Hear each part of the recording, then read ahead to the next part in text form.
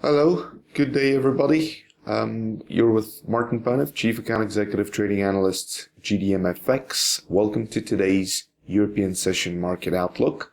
As usual, starting with the US markets, the Dow and the NASDAQ both gained a little bit yesterday, 20 pips, a little bit over for the Dow, and NASDAQ 50 points up yesterday. The Dixie up 92.26 since yesterday. USD Canadian dollar 20 pips down, USD Swiss franc 30 pips up, USD JPY 60 pips up. NBA mortgage applications came out quite positive. The HTP unemployment change 16,000 better than expected. Trade balance 3 billion surplus. In Canada, purchasing managers index better than expected. International merchandise trade worse than expected. Exports and imports for Canada, 1 billion LTP.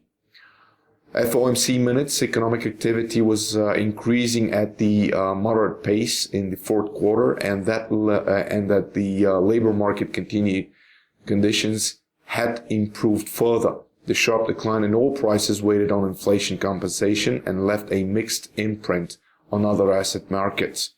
To raise interest rate only when they are more towards its objectives of maximum employment and 2% inflation. Today, initially continuous jobless claims, consumer credit change, and non-farm payrolls tomorrow. Moving along to the European markets, the DAX and the CAC showed some positive gains yesterday. DAX 80 pips up. Today opened with a 30 pips gap positive. The CAC 40, 35 pips up, 70 pips range yesterday. CPI year on year, a little bit better than expected. Core CPI, a little bit worse than expected. German unemployment rate, 6.5%, a little bit better. Unemployment change, 27,000 jobs, rather than 16,000 for the previous period. The EU unemployment rate remains the same. The first annual drop in consumer prices since 2009 and stubbornly high employment in the Euro zone are handing the president of the ECB stronger case of buying government bonds. The major pairs yesterday, Euro USD 40 pips down, 45 actually, 90 pips range, Euro GBP 10 down, 40 range, Euro JPY 25 pips up, versus the Swiss franc ended up with a dodgy candle. Tomorrow, we are looking to see the Swiss unemployment rate and CPI, and also Germany industrial production and trade balance. Moving along to commodities. The index, the S&P 500, gained 35 pips from yesterday, and now it's at 2031 points. The crude oil stock exchange and the U.S. crude inventories fell with 3.1 million barrels compared with analyst expectations for an increase of 880,000 barrels. Gold had about $10 range yesterday. Now currently at around $1,210 per troy ounce. Silver had about 33 cents range yesterday, and the WTI crude oil had almost $2.60 range, ended up on a positive note.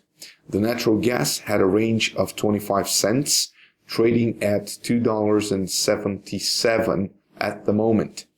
The U.S. economy remained resilient amid slowing global growth, helped booster oil, which was also supported by Chinese crude imports, likely hitting a record high in December.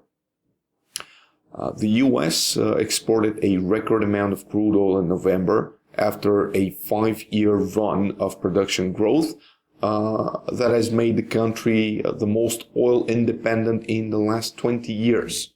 Shipments surged 34% to average a little bit over 500,000 barrels a day in November. Today, we're going to see the natural gas storage exchange So be careful if you are looking at trading on gas.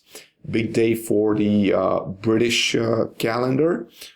Take a look at that as well. And we are also waiting for major information from China's central banking system.